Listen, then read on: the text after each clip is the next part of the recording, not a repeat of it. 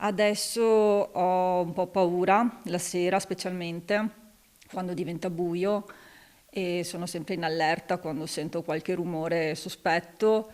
Anche quando esco di casa mi viene naturale guardare le persone per strada, chi gira a piedi, appunto perché non ho più fiducia nelle persone. Un incubo durato pochi secondi, bastati però per stravolgere la vita di Elisa e della sua famiglia.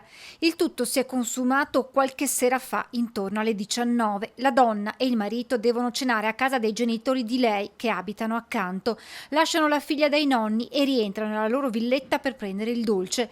Appena varcato il cancelletto pedonale sentono qualcuno fischiare. Capiranno poi essere i complici del ladro all'interno del giardino. Stavano avvertendo, cercando di distrarre noi oppure avvertire il socio che stavamo arrivando, insomma. Io mi avvio verso il vialetto e vedo uscire un uomo dalla finestra e lo vedo di spalle. Me lo sono trovata a breve distanza. Come ha reagito?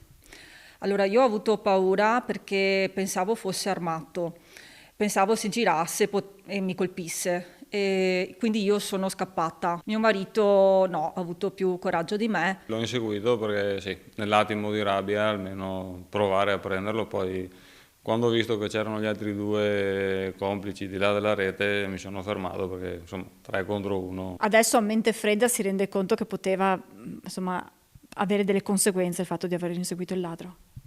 Dopo sì, però sinceramente Lo rifarebbe?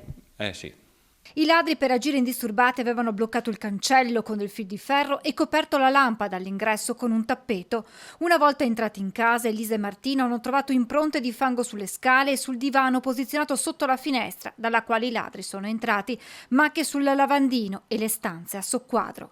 Hanno portato via contanti, i gioielli che io tenevo della mia comunione, cresima, e altri gioielli che io avevo qui, poi un paio di scarpe da ginnastica e addirittura i kiwi nel portafrutta. L'indomani hanno scoperto che i 3 malviventi, prima di entrare nella loro abitazione, avevano tentato di introdursi nella casa che era appartenuta alla nonna di Elisa. Sugli scuri segni lasciati nel tentativo di forzarli e l'impronta di una mano sul muro.